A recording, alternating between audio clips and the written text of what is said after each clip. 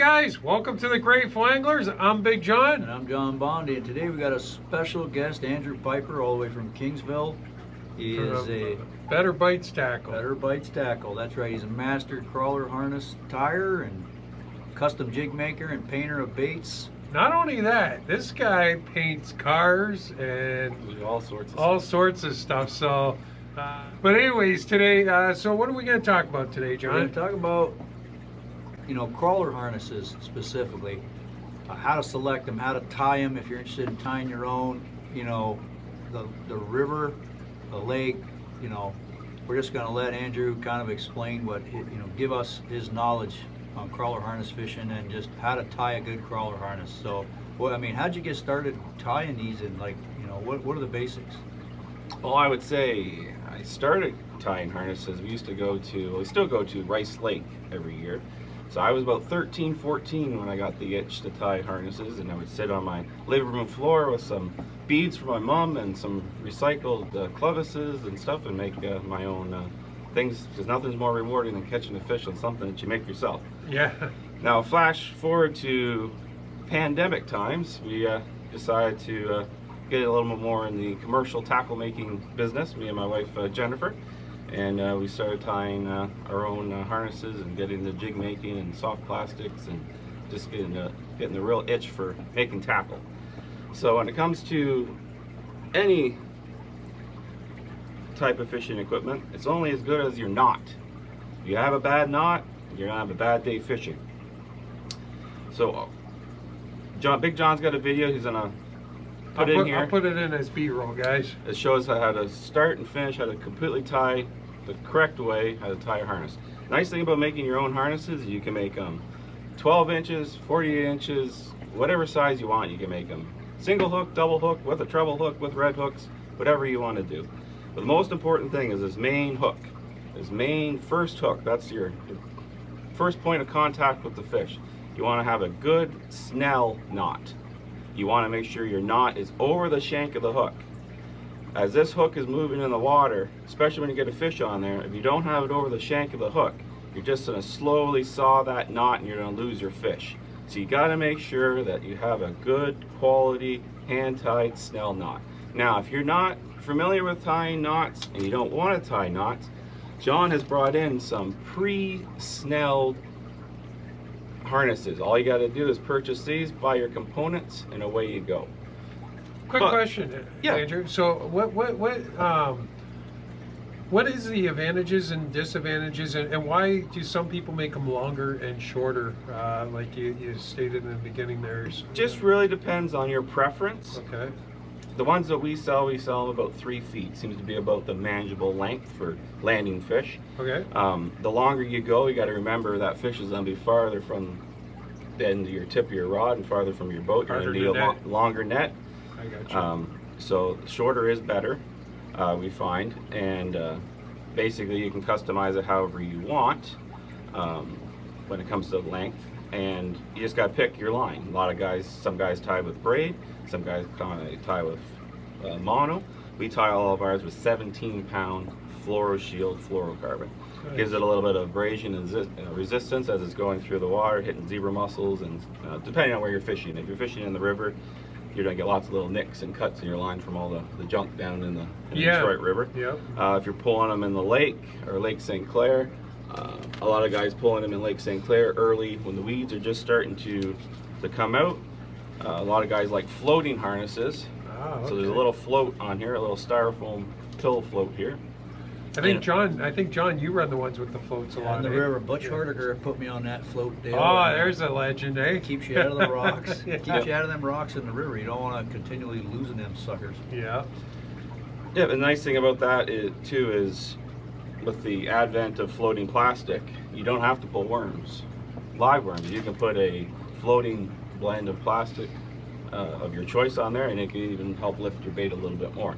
Now if you do a single hook, I know John's a big single hook guy, put a Bondi worm on the end. You don't have to worry about worms baiting your hook all the time.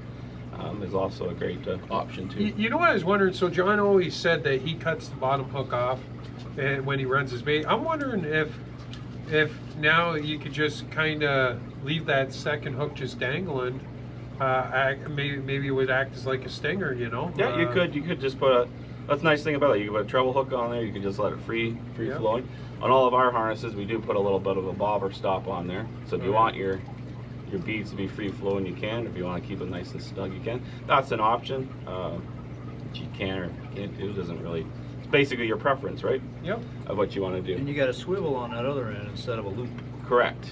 Oh, okay. So you that's got nice, that's just yeah. a little size 7 barrel swivel. John's got them here in the store. It really helps with line twist, especially if you get like a catfish or something that's really rolling on it. Definitely helps your line last a little bit longer with that barrel swivel. You don't get that kinked up mess when you bring the fish in. Nice. And then you can just easily clip that to your bottom bouncer or a snap weight or however you're using it. And guys, before we get too far ahead, one of the nice things, if you buy your stuff at Bondi's, is you can come here and you have the choice. You could buy a Better Baits crawler harness already set up, ready to rock, or John's got an amazing section here if you want to build your own. He's got all the stuff for that too. So it's kind of the best of both worlds. You kind of... Yeah, so a lot of guys, I mean, how important is it to focus on the blades and the beads? I mean, I know guys that are, I mean, top quality tournament fishermen that they'll build them right on the boat. Yep. You know, it's just catching 4-pounders not good enough. They want 5-pounders, so they'll start playing with bead count and you know, gold and copper on the back. And I mean, how Got some little F4s hooking up here. how important to you is it? How much changing do you do when you're out in Lake Erie trolling out there in a day? How many? You know what I mean? Well, the nice thing about it, if you're making your own, they have, John's got a video of that as well, they have these quick change clevises. So if you are a guy that focuses more on blade color and you know, have your favorite bead combination, you can put your favorite bead combination on there, put a quick change swivel or a clevis on there. And by the way, show that blade again, Andrew. This blade here, they actually made me a crankbait a couple years ago with that color pattern, and I had one day on Lake St. Clair that was the color, man. I don't fish everything on the boat. What do you call that color? Greasy chicken wing. Greasy chicken wing. Whether it's trolling for trout or walleye, that's a big seller in here. Yeah. Oh yeah. Yeah, but it worked on St. Clair too. Yeah, I mean, it was on a Bandit. You guys painted a Bandit up for me, and I couldn't keep the fish off that day. I wish I had all my rods rigged up with them that day. I only had one. He just kept switching them out, so you don't even have to. Nope, you can That's just, awesome. a lot of guys will take a Plano box, they'll glue some rivets, some small rivets on it, and they'll just put hundreds of different blade combinations. So when you're out fishing, who's the fanatical one when it comes to that? You or your wife? My wife. Oh yeah, My wife she's is. got to change. She likes matching colors, and she likes if it's not working, switch it out and go to something else. Good. We all need a first mate. Like that. That's right. So Andrew, it's you and your wife that make all this tackle. Yes, yep. You guys, and she's a great person too. I know she said she's a little camera shy. Yep. But she's an awesome person, great fisher woman, and You come meet them both at the open Yeah, house. we'll both be Yeah. here Friday and Saturday. there's one thing that caught my eye when I walked in this room, and he's got my favorite color for the river. Actually, it works great on the lake too, but this one here, that's 9 times out of 10, that's the color I like right there, sharp and black. I found last year any kind of gold or silver patterns were really good. Just plain gold, you know, that was my best in the river. I don't Yeah. troll on the lake, but we do a lot of it in the river. I think there's a name for that. I think, does it have red beads or Didn't seem to matter as long as No. it had gold blades. gold blades? That was for me. That was number Our one. best-selling crankbait and Oh, nice. worm harness blade last year was this we call it watermelon. Watermelon, yeah. Looks like a slice of watermelon. I love watermelon. You like watermelon? Yeah, actually, I really taken a liking to watermelon since I've been in the produce industry. It was one of those things I never ate as a kid. I'm talking about blades. What are you Oh, thinking about? You're thinking about food? I was thinking about sugar Oh, okay. again. Anyways, we got these fancy harness riggers where you can just roll them on there. We got all that stuff at the shop here. We got cases of you know, triple pack just come in. Those are sweet. You can see all this stuff anytime here down at Bondi's. Andrew, tell us about these painted crankbaits you got here. You do custom work for guys? We do a little bit of custom work. We do large batches. It's the only way to really make it affordable for us and the consumer. So we usually, when my wife paints them, she paints usually 10 or 15 at a time. So those start out as clear? Chrome. These are Chrome? This one's a chrome. Hold them up. And they work. They work. Yeah, there's pretty nice finishes on there. Yeah. Oh, That one would be hot on St. Clair right there, John. The one you got in your yeah. hand. These are golds.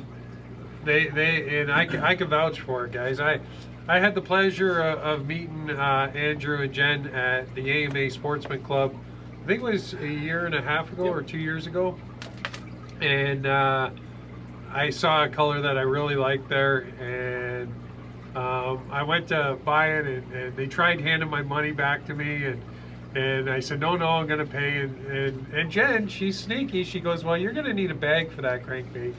And I didn't put two and two together. She threw it in the bag, and I didn't know, but she put my money back in the bag. So I got home, put it in the shed, and then a week later when I went to go pull it out, put it in my tackle box, I saw my money in there. So I had to call them right away and say, hey, like, I owe you guys, man. So, but anyways, it's a great color and it works great. Now let's so. talk about different blades, shapes. Do you use the hatchet blades? Guys want those. What size most common? Most common would be a size 4, which is this size here. When you get it into that's a 6. So really depends on how fast you're moving. If you're drift trolling, like a lot of the guys do, a lot of guys use these Mylar Smile blades. So these basically, They're not even metal. They're not even metal, they're just plastic. So these you can basically just drift, and that little plastic Mylar blade will just spin away. A lot of guys in St. Clair, the last few years, these have been getting quite popular, especially in the weedy areas and really shallow areas.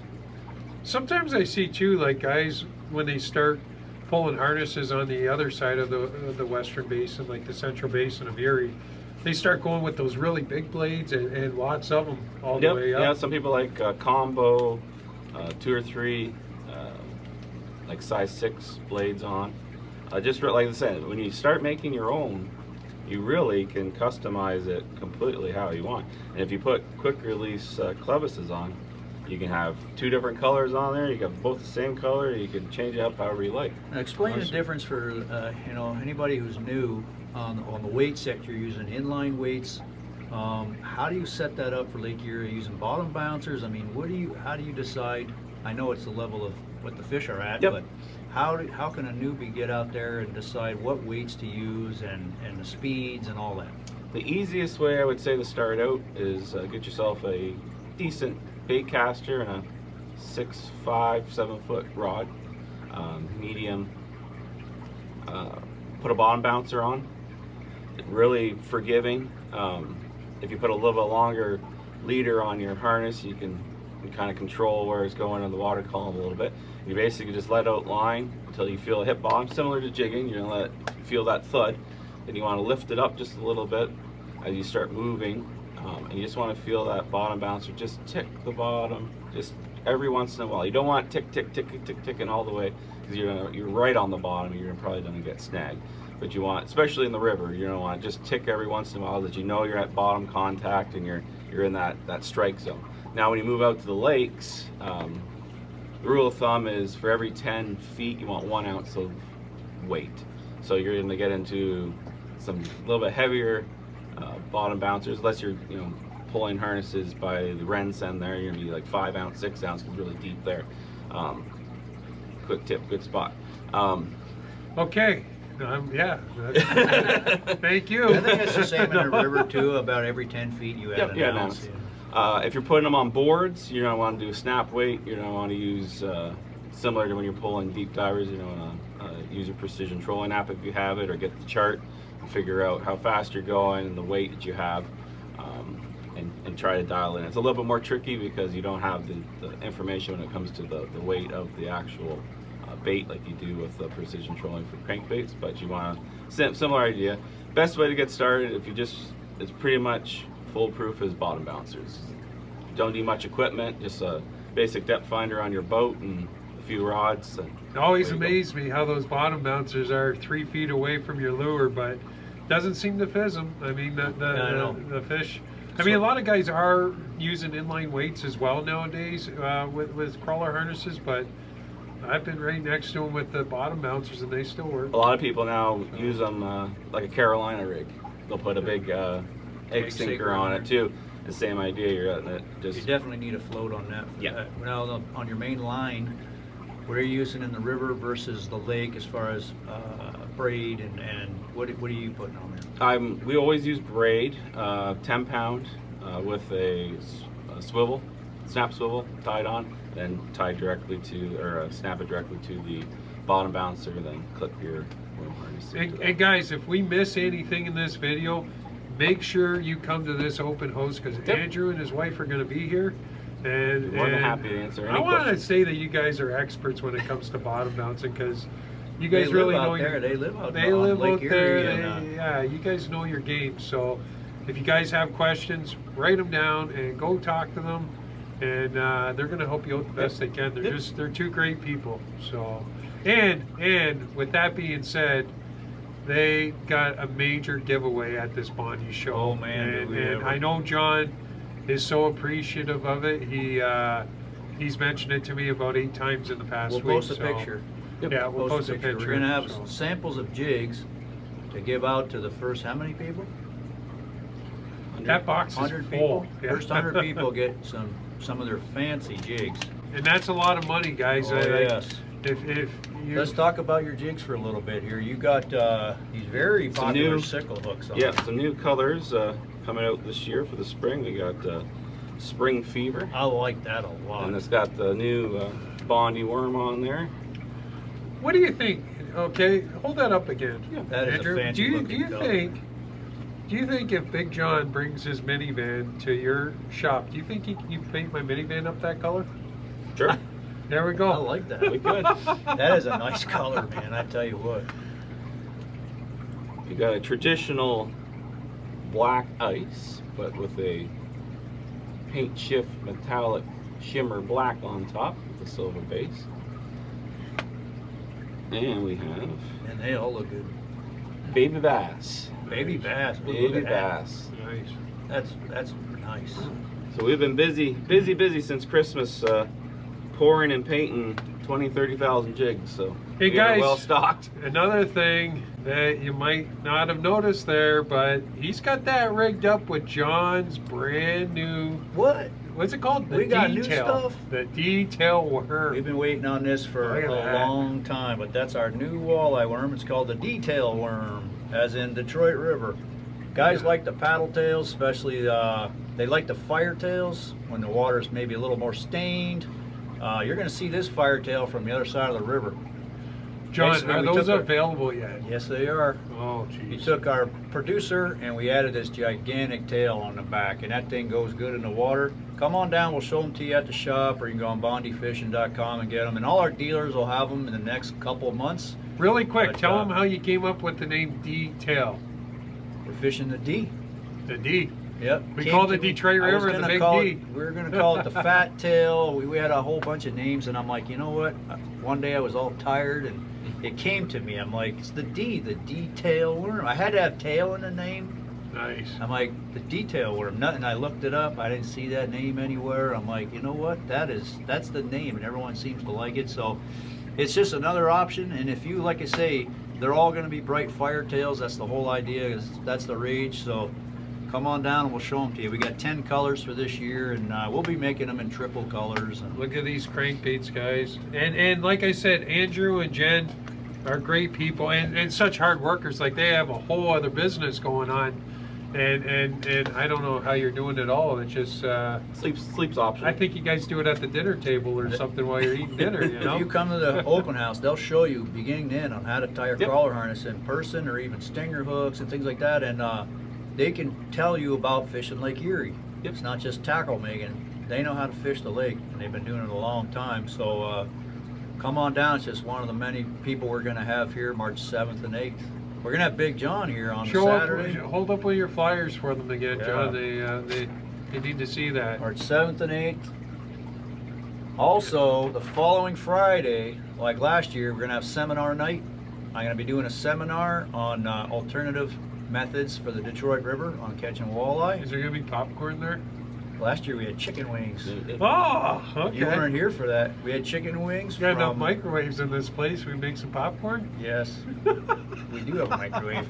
You know what we needed? And there's a big popcorn maker. That's what we need. Oh, Or a and cotton candy machine. People will be coming from the expressway just for the popcorn. Yes, Yeah. yeah, they'll smell it, Yeah. suck them in, right? But what a great time last year, both the seminar night and the open house was, it blew me away. So we're gonna have, oh, guess who's coming? Ooh, Ranger Nets are coming to the open house. nice. Yeah. Oh, From God. Detroit. Oh, it's gonna be great. They're gonna have a booth set up. I love my Ranger net. Oh man, that's all we sell. You know, for all you guys that troll on the lakes and run the bandits, it's a game changer again. One of those Ranger nets. That mesh. I picked up one 2 years ago, and I would never go back to. Like, I mean, it's unbelievable. You know what we got in here? We got minnow traps. We got little bait well, little nets for your well. We've got minnow nets, dipping nets. We've got everything. Another thing too, Slim Shady's coming, and Slim Shady is actually in the process, I think, of making a Big John color. He's making a Big John color. Yeah, everybody's. I got Damo's tackle. He's making a Big John jig, and I got Slim Shady making a Big John crankbait. So You know we're what's gonna have all coming? these colors out there. We need a Big John worm.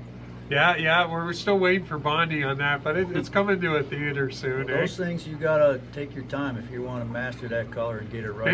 Maybe we'll get Andrew to make a Big John spinner blade, eh? Yep. Good. There we Good go. idea. You're gonna have a whole lineup. We're gonna have a whole line. See, you're gonna have photos people can autograph. You can autograph for people.